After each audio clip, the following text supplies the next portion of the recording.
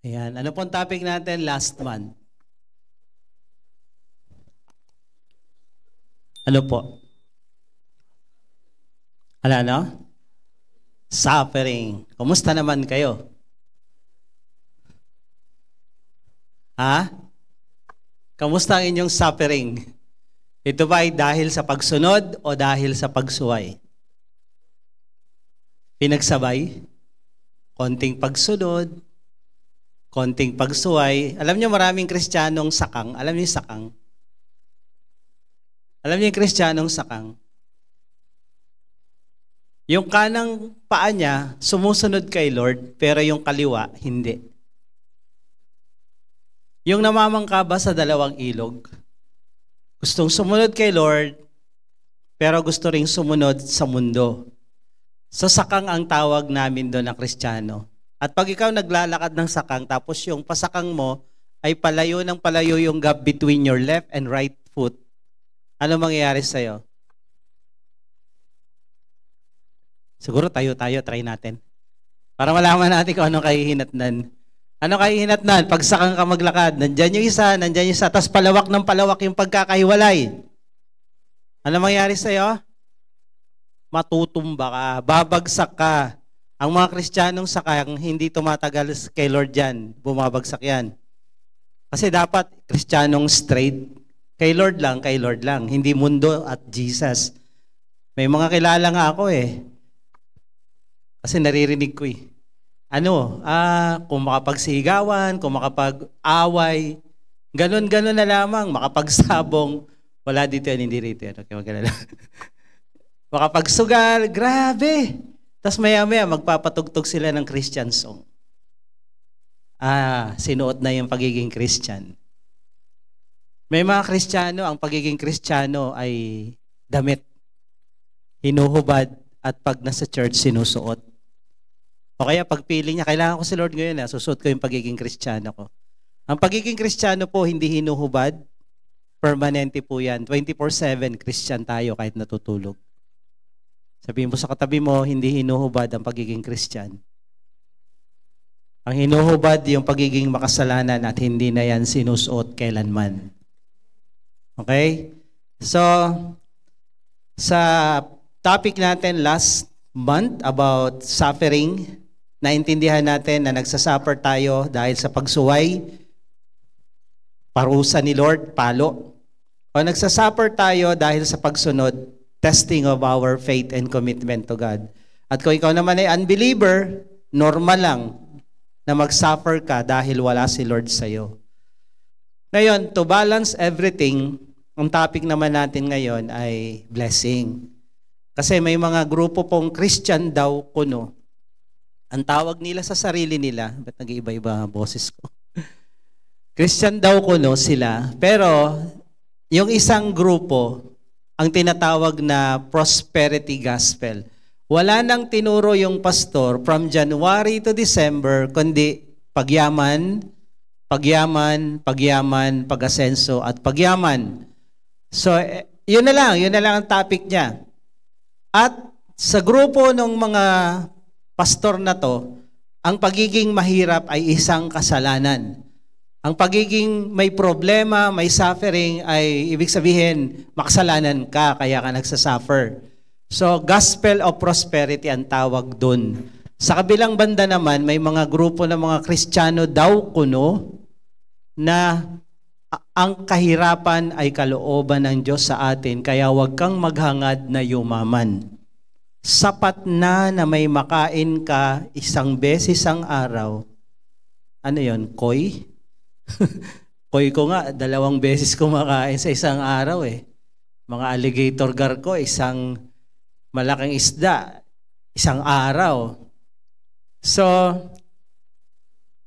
sa kanila, pag Kristiyano ka, makakain ka lang, okay na, huwag ka nang mangarap dahil pag nangarap ka raw ng malaki, masisira buhay mo, mapapahamak ka dahil ang pera ay nakakasama.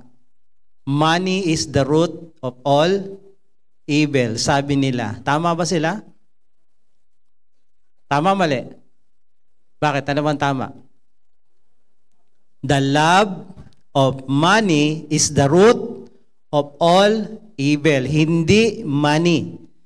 Kasi kung tatanggalin ni Lord ang money, sige nga, punta nga kayo rito, magpagasolina kayo at sasabihin sa gasolinahan, thank you, I bless you, pagpe-pray na lang kita. Ma'am, 1,000 po yan.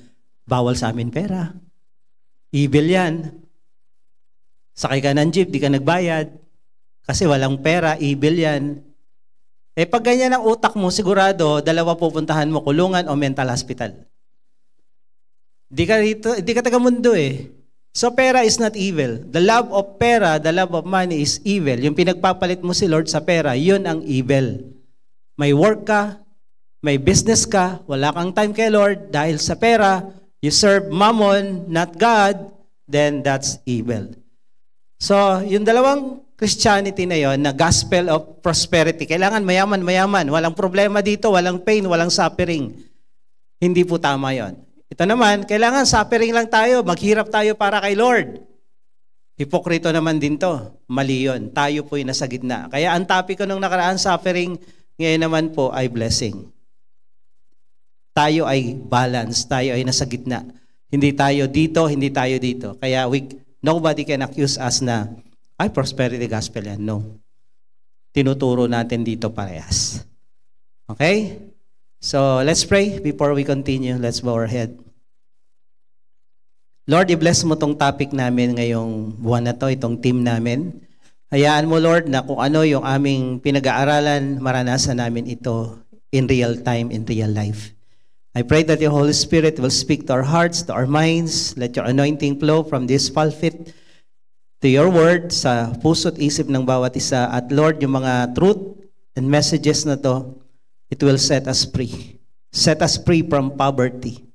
Set us free from laziness. Set us free from mediocrity. Set us free from anything that is not yours. Lord, I pray na yung pangako mo para sa iyong mga anak, matikman, maranasan ng bawat isa. Salamat, Lord. Lakuban mo kami ng presensya mo at balutan mo kami ng iyong banal na dugo at ang mga anghel mo ay patuloy na magbantay sa lugar na to that there is no disturbances and works of the enemy na makapanatili dito. But your work only shall be done. Thank you, Lord, in Jesus' name. Amen. Amen. Sige po, palakpakan natin ng Panginoon. Okay. Pakibasa yung title natin. Sa Tagalog, paano natin mararanasan ang masagana o maapaw na pagpapala ng Diyos? Sino gustong maranasan daw? Taas ang kamay. Umaapaw, siksik-liglig umaapaw. Kasi dito, marami ng pinagpapala, pero hindi umaapaw. Sakto lang. Okay? Ang kalooban ng Diyos, yung salitang El Shaddai sa Bible, yung word na El Shaddai ay isa sa titulo o pangalan ng Diyos na nangangahulugan ng all-sufficient and overflowing God. Sapat at sobra-sobra na pagpapala, na magpala na Diyos ang El Shaddai. So, paano natin mararanasan yung mga pangako ng Biblia? Una, siguraduhin natin na ang pag-asenso ay kalooban ng Diyos. Sino gusto umasenso dito? Umangat sa buhay, to the most, yumaman talaga. So kagaya ng sabi ko kanila, itong grupong ito, hindi sila naniniwala na ang Diyos ay gusto silang payamanin, paasensohin, o bigyan ng masaganang buhay. Hindi sila naniniwala. Dahil suffering lang daw. So, pag hindi ka naniniwala, hindi mo makukuha. Sabi ni Jesus, according to your faith, so be it unto you. Ayon sa paniniwala mo, yun ang mangyayari. Kung ano pinaniniwalaan mo, yun ang nagaganap. Pag hindi ka naniniwalang kalooban ng Diyos, na yumaman ka, umangat ka sa buhay, umasenso ka, hindi yan mangyayari sa'yo. Tanungin mo yung katabi mo, naniniwala ka ba? Sa palagay mo ba, kalooban ng Diyos na pagpalain ka? Tanungin mo yung katabi mo, sa palagay mo, kalooban kaya ni Lord na pagpalain ako? Honest to goodness answer. Anong sagot niya? Titingnan ka mula ulong ng paa. Kung ako si Lord? Anong sagot niya? Yes or no? Para nasa Senado lang tayo, no? Yes or no? Yes ba? Sabi na 1 John 5:14 to 15. This is the confidence that we have toward Him, that if we ask anything according to His will, He hear us. Sabi dito ni John, ito yung kasiguraduhan na meron tayo patungkol kay Lord sa Diyos, na kung ano mang hihingi natin sa Kanya na naaayon sa Kanyang kalooban, pakikinggan niya tayo. Ang sabi ng grupong ito, gusto ni Lord, mahirap kami, nagsasuffer kami. So according to your faith, so be it unto you. According to this group naman, kailangan payamanin tayo ni Lord always and forever, walang suffering, walang pain. Pero ang sabi ng Bible, ano ba talaga ang kalooban ng Diyos? Dahil pag ang kalooban ng Diyos ay pinagdadasal mo, sigurado kang pakikinggan niya. Kalooban ba ng Diyos na gumaling ka? Kalooban ba ng Diyos na wala kang sakit? So anong gagawin mo pag may sakit ka? Anong gagawin mo? Of course you pray, Lord, pagalingin mo ako. Kasi ang sabi dito, if you ask anything according to His will, He will hear us. Lord, pagalingin mo ako. Kaya ka nanghihingi ng kagalingan, nagdadasal. Kasi alam mo kalooban ng Diyos, gumaling ka. Hello? Kaya ka nagdadasal pag wala kang pera, Lord, bigyan mo naman ako ng pera. Naalala ko yung sa Facebook, himbis na pera ang binigay sa kanya. Ay, humihingi siya ng pagkain. Lord, bigyan mo akong pagkain. Bumaba si Lord sa ulap, binigyan siya ng piko. O yan, magtrabaho ka. Tama naman. Kaya ka nagpipray ng isang bagay na alam mo kalooban ni Lord. Dahil nabasa mo ang Biblia. Sabi dito, pag hihingi ka ng bagay na kalooban ni Lord, sigurado kang may matatanggap ka. And if we know that He hear us, in whatever we ask, we know that we have the request that we have asked of Him. Kung alam mo kalooban ni Lord yung pinagpipray mo, sure ball yan. Hindi man yan agad sinagot niya ngayon, mamaya o bukas, sigurado yan, may sagot yan. Kung kailan, wait ka lang. Wait lang. Darating yan sa tamang oras, sa tamang panahon. So when you pray, be sure it is God's will. Kung nagpe-pray ka ng pagyaman, kung nagpe-pray ka ng pag-unlad, kung nagpe-pray ka ng pag-asenso, dapat alam mo na yan ba ay kalooban ng Diyos sa iyo. Sinong naniniwala kalooban ng Diyos na umasenso siya sa buhay? Taas ang kamay. Paano nyo nalaman? Paano nyo nalaman? How we will know God's will. Paano natin malalaman ang kalooban ng Diyos sa anumang bagay? Okay? Sa lahat ng bagay. Kunyari, magjojowa ka. Ang sabi ng Bible, thou shall not equally yoke with unbeliever. Ang nanliligaw sa iyo, unbeliever. Ang crush mo, unbeliever. So doon pa lang, kiss na eh. Kasi may sinasabi ang Bible, bawal yon. Hindi kayo pwedeng magpamatok sa hindi parehas ang pananampalataya. Parehas ang pananampalataya. Pero may mga mababasa ka sa Bible na ilang mga prinsipyo na dapat parehas kayo ng level ng pananampalataya. Hindi sapat yung mananampalataya lang. Tapos meron pang iba doon. May mga prinsipyo sa Bible na malalaman mo, ay teka lang, to, hindi ito pwede. Okay? Ngayon, yung mga matitigas ang ulo na pinilit yung kanilang kalooban, hindi kalooban ng Diyos, they will suffer the consequences.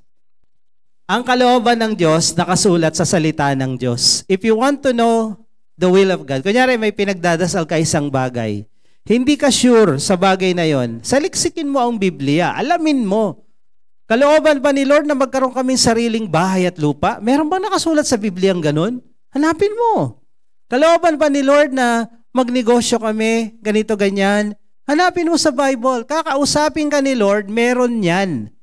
Anything under the sun, anything that is related to our faith, merong sagot ang Biblia. Kaya yung mga tamad magbasa ng Bible, hindi talaga nila alam ang kalooban ng Diyos. Sabi mo sa katabi mo, huwag kang tamad. Dahil pag tamad kang magbasa ng Bible, tsamba kung tsempo ka. Kalooban kaya ni Lord? And mostly, pag gano'n ang Kristiyano, hindi nga nila inaalam kung kalooban ng Lord yung ginagawa nila. Sugod lang sila ng sugod kasi God naman is so good. Tira lang ng tira. Walang tanong-tanong kay Lord. Tanong-tanong, kaya ko yan. Ako si Lord. Hello? Kaya sabi mo sa katabi mo, huwag kang tamad magbasa ng Bible.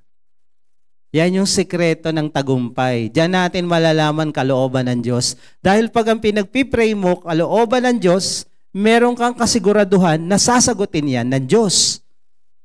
Wala kang alam sa Bible, tsamba kung tiyempo ka. Paano mo malalaman kung sasagutin ka ni Lord? So lumipas ang ilang araw, hindi ka pa sinasagot. Ititigil mo na ang pagdadasal kasi hindi ka sure. Pero kung sure ka, hindi ka titigil magdasal, darating din yan. Kahit sa dulo pa. So kailangan mong alam ang kalooban ng Diyos at sa Bible lang yan matatagpuan. So paano natin nalaman na kalooban ng Diyos na mabless tayo, umunlad tayo? Ayon sa Bible, ito, 3 John 2. Sabi doon sa 3 John 2, ito ay sulat ni Juan sa isang Kristiyano.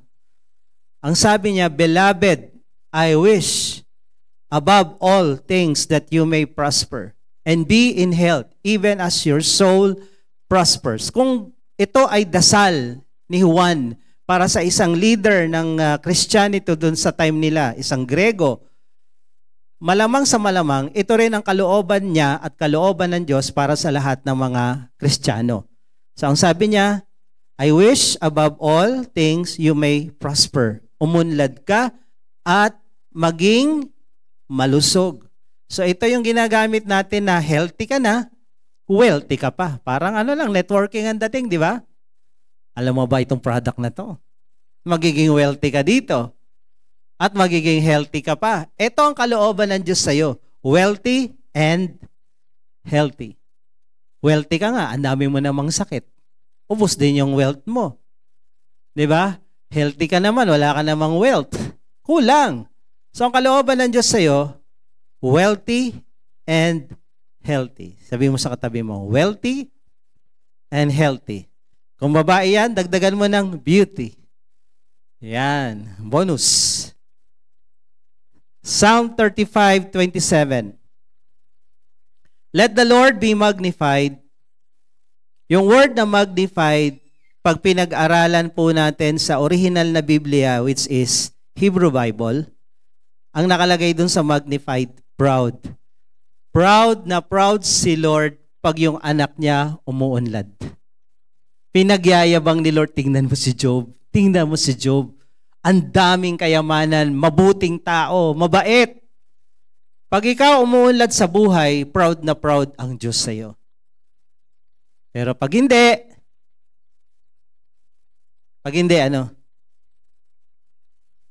bihira, anak ng Diyos, tas alam pera. Anak ng Diyos, baon sa utang. Anak ng Diyos, walang pambayad sa kuryente. Napapahiya ang Diyos pag yung mga anak niya, ang pamumuhay ay bilo sa kanyang pamantayan. Pag mayaman ang tatay mo, mahirap ka. Imaginein mo, sino bang pinakamayamang tao sa buong mundo ngayon? Marami sila. Piliin natin si Elon Musk. Yumaman siya during the pandemic dahil maraming bumili ng mask.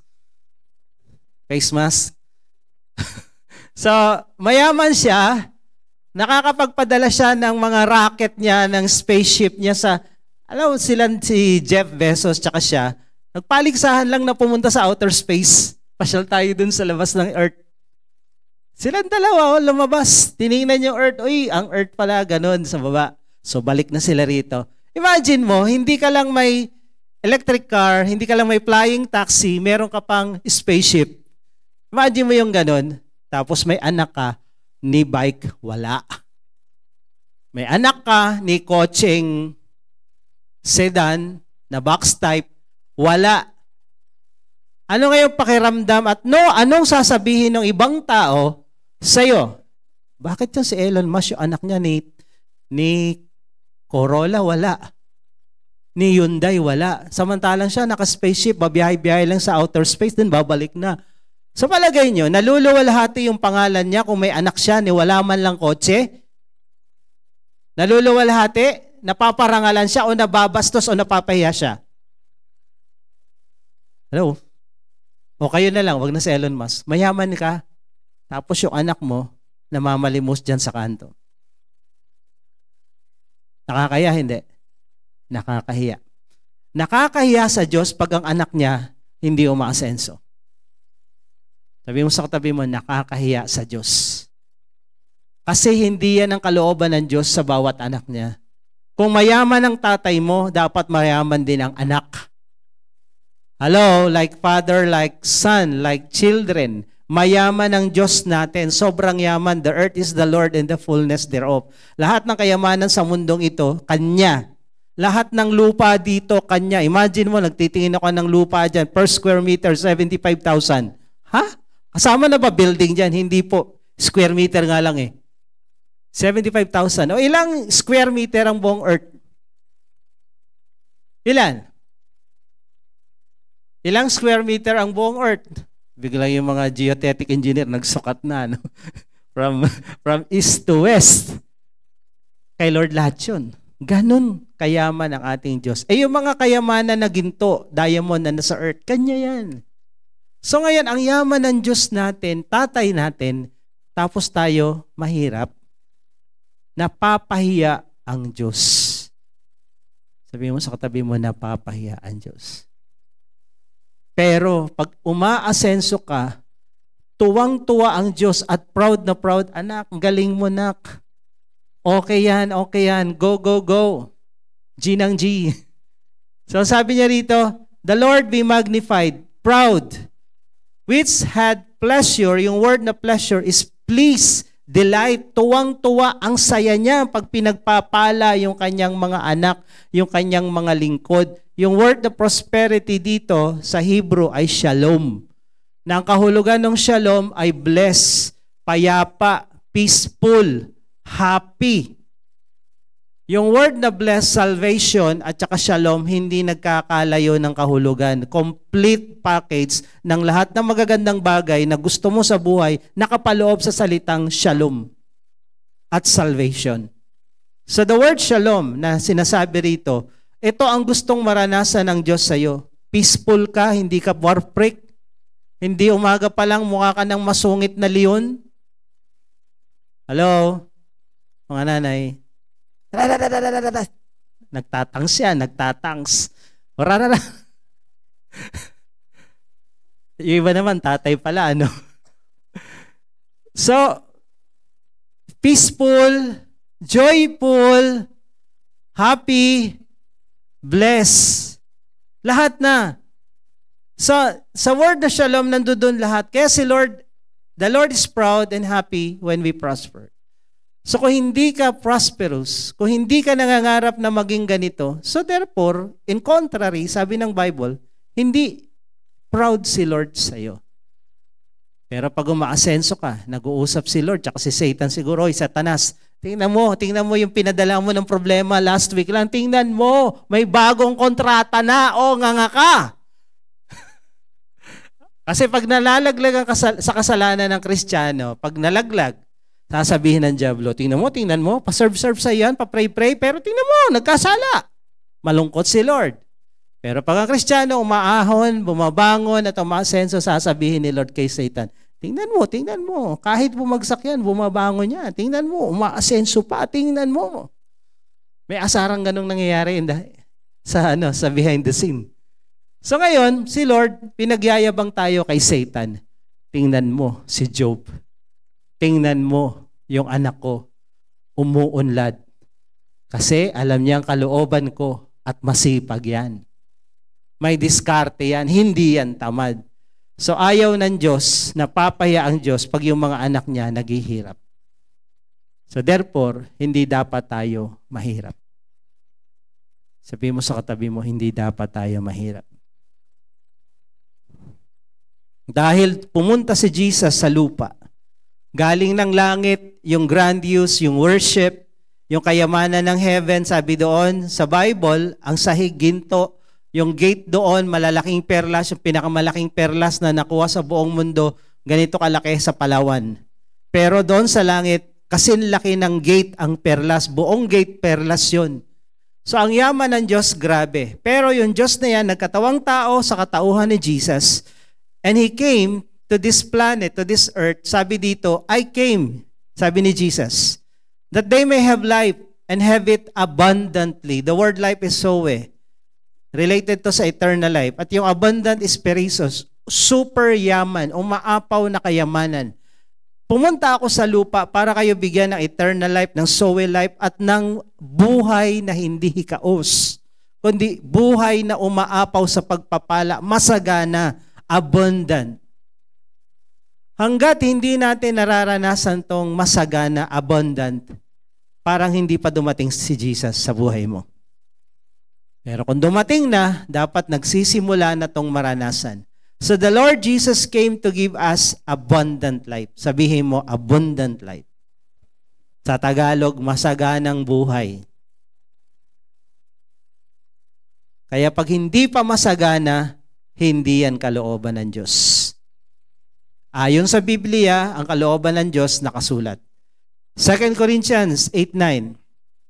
For you know the grace of our Lord Jesus Christ, that though He was rich, yet for your sake He became poor, so that by His poverty might become rich. Sa Tagalog, alam nyo ang biyaya ng Panginoong Hesukristo, na bagamat siya'y mayaman, kanya ang langit at lupa, ginto ang daanan, ang sahig sa langit, pero alang-alang sa inyo, sabi ni Pablo, sa mga taga-Korinto, ang Korinto ay mayaman na church. Dahil capital city to sa area ng Mediterranean during that time. Pero ang sabi niya, payayamanin pa kayo. Okay? Naging mahirap ang Panginoon para kayo na mahirap ang tawag niya sa mga taga-Korinto. Para sa kanyang kahirapan, kayo'y maging mayaman. The word na ginamit dito sa poor ay indigent sa Greek. Sabi dito, Jesus become poor, indigent. Alam niyo indigent? Pag may kailangan ka sa barangay, nangangailangan ka ng tulong, pwede po bang makahingi ng tulong? Ano ka ba, indigent? Alam niyo indigent? Ano indigent? Sobrang hirap. Walang kakayanan. Walang-wala. Kaya, pag sinabi ng punta ka sa barangay, magpakilala ka, indigent ka. Si Jesus siguro, pag nandito ngayon, pupunta rin ng barangay yun, indigent po ako. Bakit ka indigent? Ikaw may-ari ng langit at lupa, mayaman ka. Para po yung mga yan, yumaman. Yun. Sabi mo sa katabi mo, kaya siya nag-indigent para ikaw maging mayaman. Turo mo yung katabi mo, para kayo maman. Naging mahirap si Jesus para ikaw maging mayaman. Tanong, kailan siya naging mahirap? Kailan? Ilang taon na lumipas na siya'y naging mahirap? Kailan siya bumaba sa lupa, iniwan ng langit, pinanganak sa sabsaban? Wala pang pinanganak sa sabsaban, si Jesus lang. Lahat ng mahihirap na tao, pinanganak sa bahay, pero si Jesus sabsaban. Di sobrang hirap. Nung inalay siya sa templo, hindi kambing, hindi tupa ang binigay ng nanay niya, kalapati. Para lang yon sa mahirap. Nanganak si Maria ng ilang lalaki at ilang babae. Si Jesus ang kuya, nagtrabaho bilang karpintero, binuhay yung pamilya dahil si Jose patay na. Trabaho niya ngayon, nabuhayin yung buong pamilya niya. Hindi ba mahirap? So si Jesus naging mahirap para ikaw mayaman, 2,000 taon na higit ang nakakalipas. So kung nangyari ito, 2,000 taon na nakakalipas na naging mahirap siya, sabihin mo sa katabi mo, dapat mayaman ka na ngayon. Sabihan mo, tingnan mo sa mata, dapat mayaman ka na ngayon. Sabi nung, pwede nga. Sinong naniniwala na dapat mayaman ka? 2,000 years ago, 2024 na tayo ngayon. Si Jesus, pinako sa krus 33 AD. Okay? So, approximately, more or less, 2,000 years ago. Namatay siya, naghirap siya, bumaba sa lupa para tayo bigyan ng buhay na masagana, para na tayong mahihirap maging mayaman. Tayo mga anak ng Diyos na mayaman, para maging mayaman sa lupa. Lagi kong sinasabi sa mga leaders, bago mag-rapture, yung kayamanan ng masasama ililipat sa mga anak ng Diyos. Hindi ko lang alam kung kasali kayo ron. Palagay nyo. Sino kasali? Taas ang kamay. Bakit kaya? Sure ka? Kailangan sure ka, alam mo kalooban ng Diyos. So, the Lord Jesus became poor, indigent, for us to become rich. Perizos. Sobrang yaman, material wealth ang tinutukoy dito. Sabi na naman ng Christian, spiritual yan. Sa discipleship training, inag-aaralan po namin yung blessing ni Lord ay tatlo. Merong spiritual blessing, eternal life, at kung ano-ano pa, merong blessing sa katawan, healing and prosperity, may blessing sa soul, kalayaan, kapayapaan. So lahat ito ay kasama sa salvation. Kaya yung mga grupo na nagsasabi, hindi, lahat yung spiritual at yung kayamanan na yan, sa langit natin yan mararanasan. Tanong, kung sa langit ka pagpapalain ni Lord, saan mo gagamitin yan? Binigyan ka ni Lord ng limpak-limpak na salapi sa langit, saan mo gagamitin? Ha? Saan mo gamitin? Bibili sa lupa, bababa. Engot ka pala eh. Wala nang lupa nun eh. Wala na eh. Bakit ka pagpapalain ng Diyos sa langit, di kailangan yun? Bakit ka bibigyan ni Lord ng ginto sa langit? Eh, yung apakan mo ginto. Kaya nga, bawal ang magnanakaw sa langit, di papasok kasi titibagin mo yung ginto. Yung mga gold digger, tsaka yung mga yung mga treasure hunter, naku, bawal kayo sa langit. Hello? Kasi ang daming ginto eh. Daanan kayo ni Pedro, nagagawa mo? Nag-gold digging. Tapon to sa baba.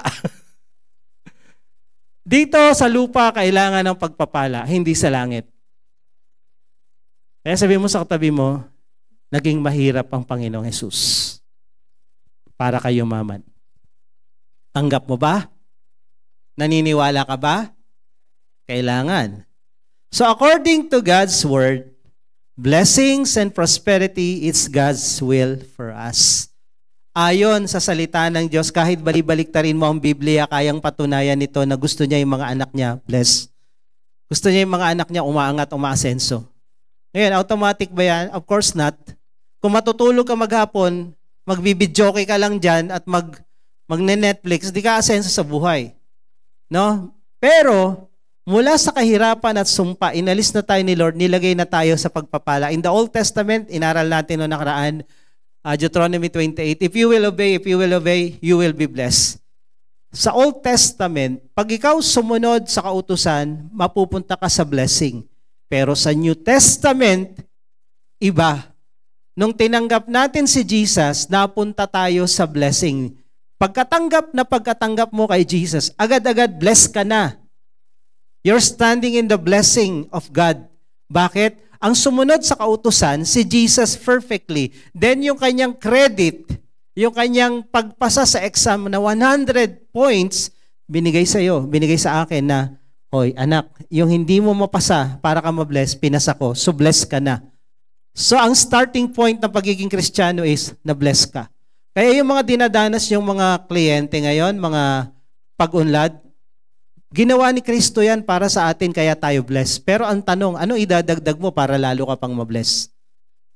Kaya yung iba dito, di ba ang topic natin, how to experience abundant blessing of God. Binibless ka na pero hindi mo pa naranasan yung to the max. Hindi pa. Meron pang kulang. So ngayon, doon tayo patungo sa mga darating na Sundays. So when we receive Jesus Christ, ito na nga, blessed na agad tayo. So pinagpala ka na. Nung tinanggap mo si Jesus, pinagpala ka na.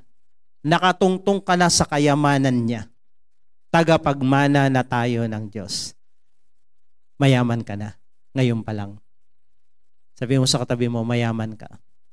Hindi mayabang, mayaman. Baka magkamali ka ng sabi, mayabang ka, mag-away pa kayo, no? Mayaman ka. Anak ka ng mayamang Diyos. Kung mayaman ang tatay, mayaman din ang anak. So first thing na kailangan nating matutunan within this month is siguraduhin mo kalooban ng Diyos sa iyo na umasenso ka at mapagpala ka. And the answer is, it is God's will for us to be blessed. Sinong naniniwala na kalooban ni Lord na pagpalain siya? Sabi mo sa katabi mo, uy, maniwala ka. Gusto ni Lord i-bless ka. By the way, the word bless may pera na masaya pa. Yung iba kasi may pera malungkot pa rin kasi ang utak niya laging kapos, laging kulang, magastos mabisyo hindi masaya, hindi kontento, unthankful, ungrateful. So yung word na bless kasama dyan yung happy. Okay? Kasi ang dami mong pera, simangot naman ng mukha mo. Mukha ka namang mangga na bulok, mukha ka ang palaya. Tingnan mo yung katabi mo, kung blessed ba talaga yan. Masaya ba mukha? Tingnan mo. O nakakatakot? So number 1, be sure. Be sure it is God's will for us to be blessed. Pangalawa, tandaan nyo ito, dugtong-dugtong to Kaya sa susunod na Sunday, hindi ka pwedeng mag-absent. Or else, mangyayari, para kang binigyan ng recipe, kulang recipe para sa pag-unlad, kulang yung natanggap mo, nag-absent ka. So, kailangan kompletuhin nyo to. Huwag kayong absent. Sabi mo sa katabi mo, huwag kang absent. Babagsak ka. Number 2, put in your heart and mind that according to God's word, blessing and prosperity is God's will for us. So, alam na natin, kalooban ni Lord na umasenso ako. Kalooban ni Lord, mapagpala ako. Kalooban ni Lord yan. Ang gagawin mo ngayon, ibaon mo sa utak mo, ibaon mo sa puso mo, na kalooban ni Lord ito. Paano mo ibabaon? Sabi dito sa Joshua 1:8, this book of the law shall not depart from your mouth, but you shall meditate on it day and night, so that you may be careful to do according to all that is written in it, for then you will make your way prosperous, and then you will have good success. Magiging prosperous ka, magtatagumpay ka. Ano ang gagawin mo? Meditate on it day and night. Yung mga verses na nakasulat dito kanina, yan, i-meditate nyo yan. Day and night. Huwag naman sabihin nyo, wala na akong binasa kundi yung mga verse na yan. Tuwing magde-devotion ako, ilalagay ko sa group chat, pare-parehas. Hindi naman yun ang ibig ko sabihin. Ang ibig ko naman sabihin, ibaon nyo sa utak nyo, gawin yung memory verse, itong mga verses na to, na every time na hinahamon ka ng demonyo na wala ka na namang pera, wala na namang kliyente, wala na namang mga kontrata, sasabihin ng diablo, anong pagyaman pinagsasabi mo? Wala kang pera. Ngayon, nasa utak at puso mo, sasabihin mo, mayaman ako. Sabi ng diablo, paano ka naging mayaman? Si Jesus naging mahirap para ako maging mayaman. Mayaman ako. Shut up, devil. Maging mayaman ako dahil sa paghihirap ni Jesus. So anong gagawin mo sa mga verses na yan? Meditate day and night. Ano yung word na meditate sa Greek? Sa Hebrew? Haga. Ang ibig sabihin ng meditate, haga. To ponder. Ano yung to ponder? Ano yun? Ang meaning na to ponder yung minumuni-muni mo. Si Jesus naging mahirap. Galing siyang langit. Ini-imagine mo, para ako na mahirap, maging mayaman. Pumunta siya sa lupa, John 10:10, para ako bigyan ng buhay na masagana. Iniisip mo yun tuwing may problema ka, tuwing mahirap ang datong. So ang nasa utak mo at puso mo, teka lang, hindi ako mahirap dumadaan lang ako sa pagsubok. Mayaman talaga ako, nagpapanggap lang ako mahirap. Di ba? Nung nagba-Bible study ako doon sa JG Summit Tower ni John Gokongwei, yung mag-ama, matanda na kasi si Lance ngayon yung anak ni John Gokongwei. Dumadaan yun doon. Dumadaan kasi ninang namin yung executive secretary doon. Dumadaan yan. Kung hindi mo siya kilala na anak siya ni John Gokongwei, si Lance, sa elevator, minsan nakaganyan yung damit. Parang, ordinaryong tao, tapos nakikikain siya doon sa mga, mga tauhan doon. Parang down to earth siya, simpleng tao. Pag hindi mo siya kilala, hindi mo malalaman na siya may-ari ng building. So parang tayo ganun lang. Kung si Lord ang may-ari ng langit at lupa, baka hindi alam ng katabi mo, anak ka nung may-ari ng langit at lupa. Pag sinabing, ang gandang bahay niyan, no? Tas katabi ka, oo nga, ang ganda, no? Kanino ba yan? Amin. Amin. Akin. Kanino ba tong langit at lupa sa tatay ko? Bakit? Sino ka ba? Anak ako ng Diyos diba? So simple ka lang, hindi alam na iba na mayaman ka. Minsan, pati ikaw, hindi mo alam na mayaman ka. Yun ang malaki mong problema. Pag di mo alam na mayaman ka, malaking problema yon. Okay lang na hindi malaman na iba na mayaman ka, basta alam mo sarili mo, mayaman ka, anak ka ng Diyos. Hindi mo naman kailangan ipagsigawan sa mundo na mayaman ako Malalaman nila yan. Pag nagsikap ka, unti-unti makikita nila. Ang bilis yumaman na ito. Kailan lang, pantay lang kami. Ngayon, nandito na siya. So, kailangan, sabi dito, ponder. Yung word na ponder, isa ding meaning sa Haga is imagine. Ano kaya ang pakiramdam pag mayaman na? Ano kaya ang pakiramdam? Yung sumasakay ka ng speedboat, tapos nagbabiyahe ka sa Maldives, pumupunta ka na Andaman Island, nag-island hopping ka sa Phuket, Thailand. Ano kaya pakiramdam na nakasakay sa Shinkansen ng bullet train mula Hokkaido hanggang Tokyo? Ano kaya ang pakiramdam nung pumupunta sa Promised Land at Ano kaya ang pakiramdam sa palagay nyo? Nakapagod. Ano pakiramdam ng mayaman? Kasi pag ito, alam mo na, nagpa-ponder ka, naghahaga ka, ini-imagine mo ganito tsura ng mayaman. Pagdating doon, mayaman ka na, pag binalikan mo yung dati mong buhay na walang-wala ka, hindi ka magyayabang. Walang kaibahan. Nung wala kami at meron na kami ngayon, pag tiningnan mo, check mo yung puso mo. Ano kaibahan? Wala naman eh. Yun nga lang, ang dami mong kwento ngayon. Ang dami mong nasasabi kasi marami ka na experiences ng mga blessing ni Lord. So, hindi ka magyayabang kasi yung hindi ginawa ito, biglang nagkaroon ng pera, yumabang agad.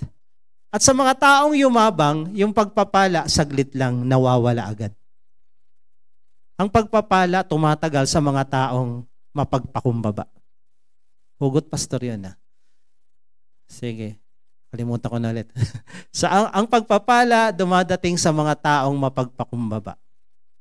Tumatagal yan. Pero pag yumabang ka, saglit lang. Saglit lang yan. Kaya yung word na meditate is ponder, muni-munihin, imagine mo, i-meditate mo, plus you mutter, speak. Sinasabi mo, si Jesus naging mahirap para ako mayaman. So therefore, mayaman na ako. So therefore, mayaman na ako. Ba't wala akong pera? Kailangan kong magsikap. Kailangan kong magtrabaho. Kailangan kong magnegosyo. Kailangan kong magdiskarte. Dahil mayaman na ako, pero kailangan kong trabahuin ito. Mayaman na ako. So you need to imagine, you need to ponder, you need to speak. Kaya sabi ng iba, pag ikaw mayaman na, pag ikaw may plano, wag mo sabihin. No, you need to talk about it. Lalo sa sarili mo and when you pray. So meditate. Imagine paano ang buhay ng isang mayaman. Paano yung nakatira ka sa 5-star hotel pag nagbabiyahe ka abroad? Hindi yung nakatira ka lang sa kakaprasong kwarto. Sa bagay, pag pumunta kang Japan tsaka Korean, liliit talaga ng mga hotel nila. So imagine paano maging mayaman. So ngayon, ang ginagamit mo sa imagination, ano? Ginagamit mo? Utak. Okay? Pinupuno mo, meditate day and night. Ginagamit mo utak. So ang sabi natin kanina, put in your heart, put in your mind. So bakit? Dito sa utak natin, dito nagsisimula yung pagbabago. Pag nasa utak mo na yung pag-asenso, pag-unlad, kailangan dito ang vision ng pag-unlad. Okay? Na-visualize mo na, naiisip mo, yayaman ako, asenso kami, magkakaroon kami ng sarili naming bahay at lupa. Hindi kami magrerenta ng habang buhay. Okay? Magkakaroon kami ng bahay. Magkakaroon kami ng sasakyan. Magkakaroon kami ng business. Magkakaroon kami ng investment. Magkakaroon kami ng savings. So, ini-imagine mo. Pero sa puso mo, dapat gatungan mo yan ng passion. Sa mind, vision. Sa puso, passion. Yung passion na nagbibigay ng fuel, ng fire, ng desire para magsikap ka, mangarap ka, magdiskarte ka at magtrabaho ng todo-todo para yung vision mo na pag-asenso mangyari. So vision and passion, kailangan mong pagsabayin. So puso at utak, husay at galing, puso at husay, pinagsasabay. So ito ang kailangan nating gawin. Sabi dito sa Proverbs 23:7, as a man thinks in his heart, so is he. Kung ano iniisip mo, yun ka. Iniisip mo mahirap ka talaga. Iniisip mo mayaman ka dahil anak ka ng Diyos, mayaman ka. Unti-unti magmamanifest in the real realm, sa totoong buhay, kung yung kayamanan na yan ay sa'yo talaga. na sinasabi ng Bible. So kung anong iniisip mo, yun ang mangyayari sa'yo. Kaya kung wala kang iniisip, at kung wala kang isip, walang mangyayari sa'yo. Tanungin mo yung katabi mo. Ang laman ng isip mo. Anong laman? Taktak nga natin. Pwede bang matingnan? May laman ba yan? Pag yan, empty box. Di ba? Yung mga sa mga lalaki, nating box, bahagi lang yan, hindi lahat yan. So pag nothing inside, nothing will happen. Because what a mind can conceive, your body will achieve. Kung ano nasa utak mo, parang computer lang yan. Kung ano yung pinasok mo, yun ang lalabas sa screen, sa monitor. So pag walang laman, walang mangyayari. Kung utak mo punong-puno ng pag-asenso, pagyaman, pagsisikap, malalaman mo na lang yung katawan mo kumikilos ayon sa sinasabi ng utak mo. Magkakaroon ka ng maraming success, magkakaroon ka ng maraming achievement sa buhay. Change begins in the mind. Lagi ko itong sinasabi, paulit-ulit ko itong sinasabi. Kung gusto mong magbago, it is between your ears. Sabi ng iba, ilong ba yan? Mata ba yan? Hindi, utak. Between your ears, utak. Dito nag-start ang pagbabago ng isang tao. Ang pagyaman, hindi sa bulsa, hindi sa bank account, nagsisimula sa utak. Ang utak mahirap, hindi yung mayaman. Ang utak mayaman lang ang yumayaman. Kaya pag ang utak mo, utak mahirap, kahit ano pang turo, walang mangyayari. Pero pag utak mo, na-desisyonan mo na tama ang Bible.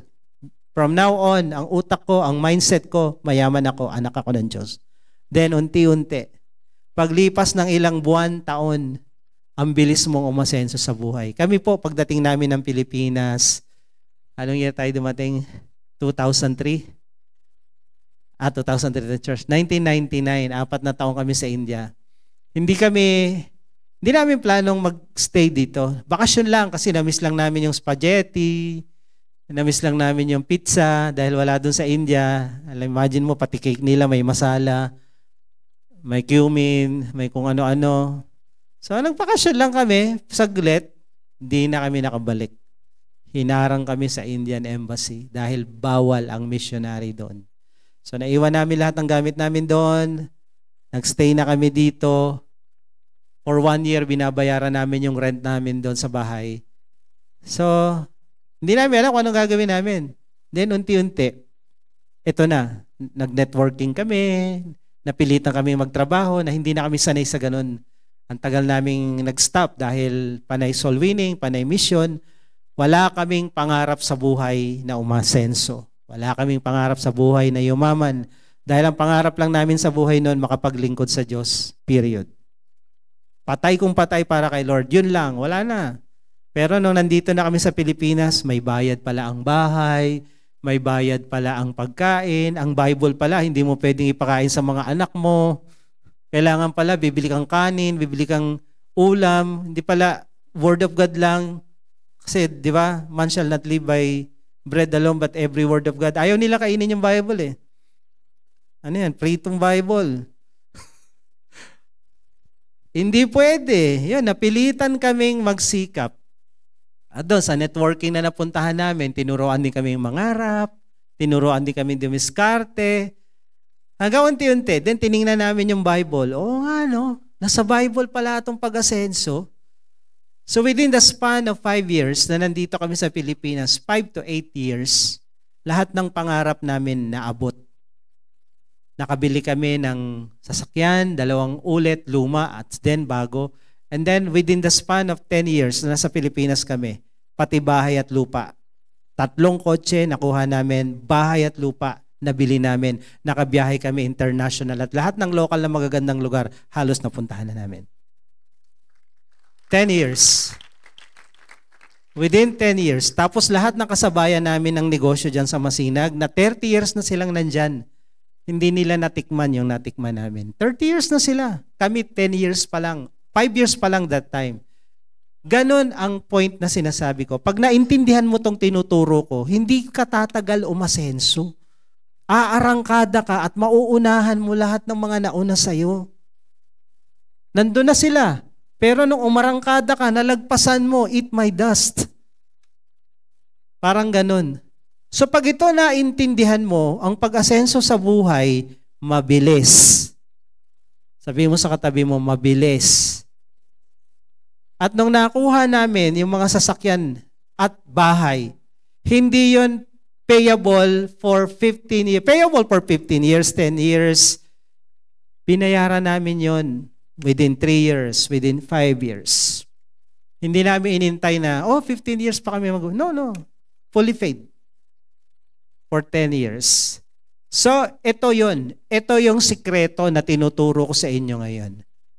Pag ito naintindihan nyo at nagawa nyo, higit pa sa nagawa namin ang magagawa nyo. Amen? Mas mayaman pa kayo. Sabihin mo, mas malaki bahay mo. Okay? Mas marami kang mararating. Mas marami kang mapapasyalan. Pero ang pagbabago sa utak, nagsisimula. Sabi ng Romans 12:2, be transformed by the renewing of your mind. Magbago ka sa pamamagitan ng pagbabago ng isip, ng utak. The word transform is metamorphosis. Ano yung metamorphosis, mga ma'am? Science, biology, teachers. Ano ibig sabihin ng metamorphosis sa Greek? Saan ginagamit yan? Nakalimutan na nila. Yung itlog, naging caterpillar, pumasok sa cocoon, naging paru-paro, and then nag-transform siya into a beautiful butterfly. Ang word na ginamit doon ay metamorphosis, pagbabago. This same word na ginamit dito, yung word na transform sa Greek, metamorphosis. So, sabi dito ng Bible, mag-metamorphosis kayo, mag-transform kayo from ugly uod to beautiful butterfly. Paano? Baguhin nyo ang utak nyo. Renewing of your mind. From mahirap, kulang kapos, baguhin mo yung buhay mo by renewing of your mind. From mahirap to mayaman, from wala to meron. From kulang to umaapaw, renewing of your mind. Baguhin mo utak mo. Pag tinanong ka, kumusta kayo? Wala nga akong pera eh. Ikaw ba, meron pa utang naman. Yung bisyo mo na yan, confession mo, buhay mo, laging negative, utak mo negative, walang mangyayari sa'yo. Kaya ingatan mo yung sinasabi mo at laman ng utak mo. Kumusta kayo? Ito, inaantay ko pa yung blessing the Lord, parating na, dami. Wala akong pera ngayon, pero nandoon na Parating na. Hindi yung wala akong pera. Bukas, walang pera eh. Bukas, walang pera eh. Punta ka sa tindahan, walang benta eh. Matumal eh. Kaya wala eh. Yan sinasabi mo lagi. Yan laman na utak mo eh. Pag walang laman utak, walang laman bulsa. Hello? Lamanan mo utak mo. Pag mayaman utak, mayaman bulsa. Mayaman bangko. Pag mahirap utak, wala laman bulsa. Sabi mo sa katabi mo, ano laman utak mo? May laman? Marami? Mayaman? Yan. Prosperity begins in the mind. Ang pag-asenso at pagyaman, hindi sa bulsa nagsisimula, hindi sa bangko, sa utak. Ang utak mayaman, yung mayaman, ang utak mahirap, naghihirap. We need to develop a rich mindset. Kung gusto mong umasenso sa buhay, gusto mong yumaman, utak ang sisimulan. Kailangan magkaroon ka ng sistema sa utak mo, mindsetting. Yung pag sinabing mindset, ito yung mga sistema, parang may step 1, step 2, may mga rules ka sa utak mo na rules ng pangmayaman. Kasi pag ang rules mo, matutulog ako ng 12 hours, kakain ako ng pang 12 hours para hindi ako gutumin habang tulog. Tapos pag nagising yung alarm clock, snooze, another 1 hour. Ay, hindi utak pang mayaman yan. Utak ng yan? Utak ng nakakulong sa kural at walang asenso sa buhay. No? Ang utak mindset ng mayaman, pag-aaralan natin sa susunod na weeks. So meron tayong dapat i-develop. Oo, mayaman ka na, binless ka na ni Lord, pero hindi yan matik. You need to work for it. Kailangan mong trabahuin kung ano yung binigay ni Lord sa'yo. Sa utak natin, doon nagsisimula yung vision. We need to see prosperity in our minds. What you see is what you get. Kung anong nakita mo sa utak mo, during the haga process, yung meditation, you imagine, you ponder, nagpipray ka, Lord, ganito, yung pinagpipray ko, ini-imagine mo sa utak mo. Kailangan maging clear sa utak mo yung vision ng pagyaman mo, yung pag-asenso mo, ng pag-unlad ng pamilya mo, o anumang pangarap mo sa buhay, kailangan maging maliwanag sa utak mo yan. Maging clear. Kunyari, pag tayo na sa Ortigas overpass, no, sa intersection doon sa C5, kita nyo Antipolo, hindi? Sa right, sa overpass, yung mga may sasakyan. Kita mo Antipolo, hindi? Kita. Kita ang Masinag? Kita nyo SM? Kita nyo ako? Hindi. Pero kita nyo Antipolo, di ba? Bakit hindi nyo kita? Malayo. Pero the more na lumalapit ka, so nag-right turn ka sa Marikina, Marcos Highway, palapit ka na ng Masinag, nakikita mo na, yung nakita mo doon sa Ortigas na bundok lang, mga maliliit na mga building lang, ngayon unti-unti nagiging malinaw. So ang vision natin dapat maging clear. The more na yung vision mo nagiging clear, the more na nagiging malapit ka na sa fulfillment ng pangarap mo. Kaya dito sa utak pa lang, maliwanag na ito yung gusto kong mangyari sa buhay ko, sa pamilya ko, sa negosyo ko. Ito dapat, because what you see is what you get. Kung makita mo malabo, ang makukuha mo, malabo. Ang nakikita mo kahirapan, ang makukuha mo, kahirapan. Pag nakita mo kaunlaran, pag-asenso at maliwanag sa'yo, yun ang mangyayari sa'yo. Amen? Kaya nga sabi nung kanta, if I can see it, then I can do it. If I can see it, then I can be it. Pag nakita ko, kaya kong gawin, at pag nakita ko, mangyayari yun sa akin if I just believe it. Paniwalaan ko lang, I believe I can fly. Amen? Dito nagsisimula ang pag-asenso. Sabihin mo sa katabi mo, lamanan mo yan ng pag-asenso. Dito nagsisimula. At dito, sa puso, pangalawa, lagyan mo ng passion yung vision. Vision is head. Passion is heart. Pag may vision ka na ng pag-asenso sa buhay mo, lagyan mo ng passion dahil ang pag-asenso hindi mangyayari bukas. Bagamat blessed ka na positionally, you need to work it out. Sabi dun sa Bible, Ephesians, work out your own salvation. Saved ka na, pero itrabaho mo sa labas yan. Blessed ka na, mayaman ka na, anak ka na ng Diyos. Itrabaho mo, ipakita mo yung manifestation sa labas. So yung vision, na-reach ka na, kailangan mo lagyan ng passion para hindi ka sumuko. Dahil ang pagyaman, kunyari kami, 5 years to 10 years, hindi masaya, hindi madali, hindi naanan namin. Ang daming sacrifices, ang daming pain, ang daming hirap, ang daming sipag, walang tulugan. Nagbibilang ng mga produkto, madaling araw, tapos pupunta kami ng Baclaran, Divisoria, mamimili pag Christmas season, alauna, nasa karsada pa kami, bibilangin, and then pagdating ng New Year, wala kaming celebration ng New Year. Anong reunion? Pagkatapos ng reunion, wala kaming pera lahat. Nandito kami sa karsada, nagbibenta ng torotot. Kanto ng Masinag, lahat ng kanto, nandoon kami. Nagbibenta kami ng torotot sa karsada.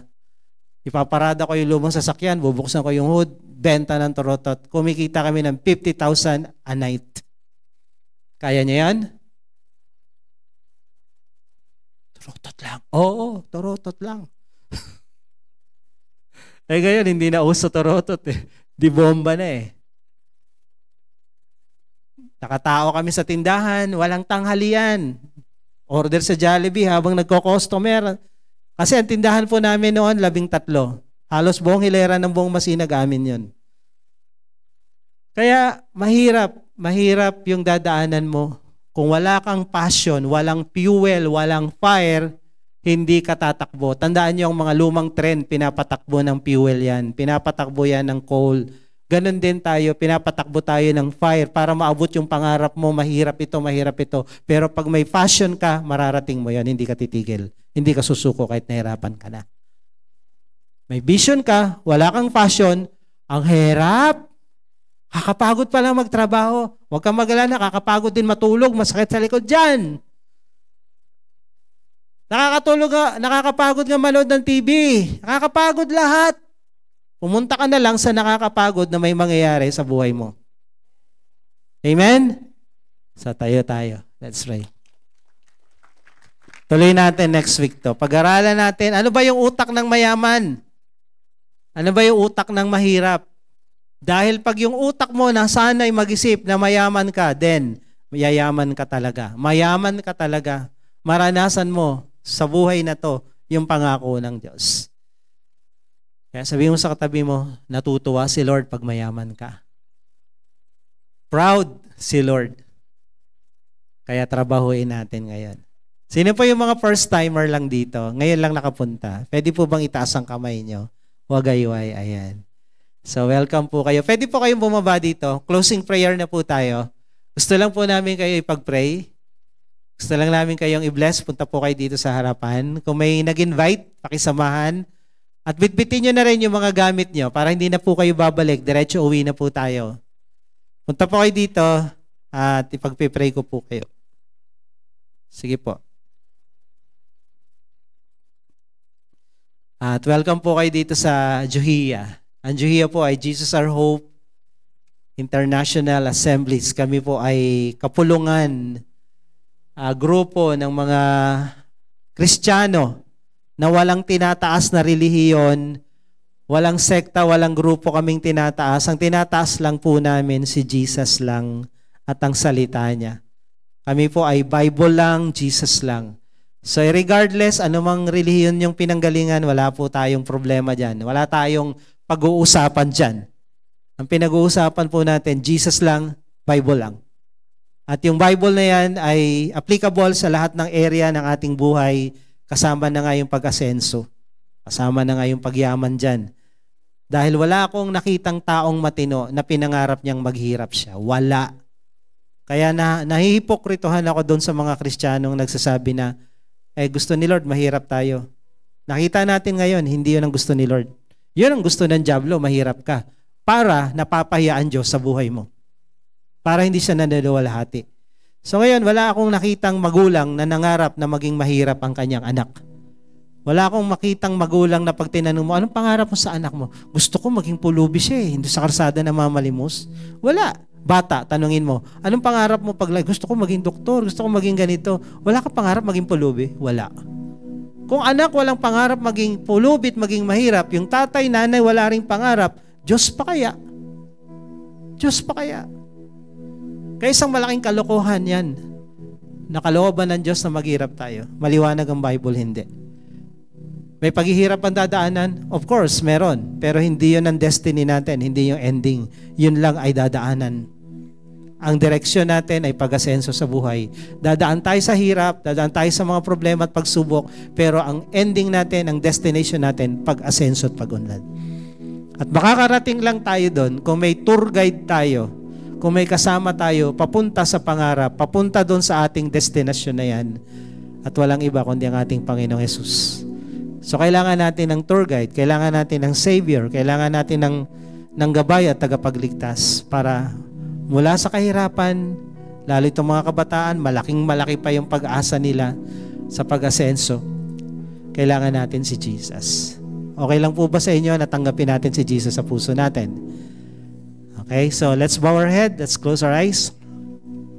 At habang nakayuko at nakapikit ang inyong mga mata, kung pwedeng itaas natin ang isang kamay natin sa Diyos, tanda na, Lord, andito ako, I want you to be my God, I want you to be my Savior, I want you to be my guide sa pag-asenso sa buhay na to. At sumunod po kayo sa panalangin na sasabihin ko. Sabihin niyo, Panginoong Jesus, Panginoong Jesus, sa oras pong ito, ako po ay lumalapit sa iyo. Ako po ay lumalapit sa iyo. Nagpapakumbaba. inaamin ko na ako'y isang makasalanan at wala po akong magagawa para iligtas, para baguhin, ayusin ang aking sarili. Ngunit Panginoon, ako po ay nananampalataya. Kaya ka namatay doon sa krus. Ay para tubusin ako. Patawarin sa lahat-lahat ng kasalanan ko. Pati sa sumpa ng kasalanan ko. Kaya sa oras na ito, binubuksan ko sa iyo ang aking puso. At pinapapasok kita bilang aking Diyos, tagapagligtas ng aking buhay. Marami pong salamat sa pagmamahal mo, sa pagpapatawad mo, at sa buhay na walang hanggan na natanggap ko sa oras na ito. Ito po ang aking dalangin. Sa pangalan ni Jesus. Amen. Ako na lang pong magpe-pray. Pwede nyo na ibaba ang inyong mga kamay. Patuloy lang tayo nakayukot, nakapikit. Salamat, Panginoon, sa mga anak mo na lumapit dito sa harapan ngayon. Alam mo kung anong pinagdadaanan nila. Alam mo anong mga problema nila. Alam mo kung bakit sila napadpad dito. Ito ay tinakda mo. This is destiny for them. You have a greater plan for every one of them, Lord. Kaya I pray, ano man yung pinagdadaanan nila, katagpuin mo sila dito, Panginoon. Yung mga may problemang bitbit, ikaw ang magtanggal. Yung mga may sakit, ikaw magpagaling. Yung mga nagugulumihanan, ikaw magbigay ng kalinawan ng kanilang isip. Yung mga may takot, yung mga may problema sa pinansyal, ikaw, Panginoon, ang tumugon sa lahat ng pangangailangan. Pinakita mo yung pagmamahal mo sa amin nung namatay ka dun sa krus ng Kalbaryo. Kung kaya mo ngang ibigay ang iyong bugtong na anak na nag-iisa para sa amin, ano pa kaya ang ibang bagay na kailangan namin? Kaya I pray, Lord, mula dito sa harapan hanggang sa taas, lahat ng nandirito ngayon, ano man yung pinagdadaanan naming sitwasyon sa buhay, ano mang problema, ano mang sakit, karamdaman o pangangailangan, ikaw ang katugunan. Lahat yan, binayaran mo na doon sa krus ng Kalbaryo. Kaya Lord, yung mga may sakit, patuloy mong pagalingin. Yung mga may kakayanan, Panginoon, yung may mga babayaran, Lord, sa linggong ito, ikaw mag-provide ng finances para sa kanila. You are Jehovah Jireh, Lord. Kaya kayang-kaya mo to. At Lord, yung mga negosyante na kailangan ng kliyente, mga tao na naghahanap ng trabaho, Lord, ikaw magbigay ng trabaho, promotion, Panginoon, sa bawat isa. At Lord, yung nangangarap magkaroon ng sariling bahay at lupa. Nangangarap magkaroon ng negosyo. Ikaw ang magkaloob nito. Kung paano narinig namin, nakalooban mo na pagpalain ng iyong mga anak. Kung paano yung tatay namin sa langit mayaman at gusto mo ring mangyari yan sa mga anak mo dito sa lupa. So be it, according to your will. Your will be done on earth as it is your will in heaven. Maranasan ng taga-Juhiya masinag, Panginoon, lahat ng pangako mong pag-unlad at pagpapala. Simulan mo ngayong linggong ito. Salamat, Panginoon. We give you all the praises, honor, and thanksgiving. In Jesus' name we pray. Amen and amen and amen. God bless you.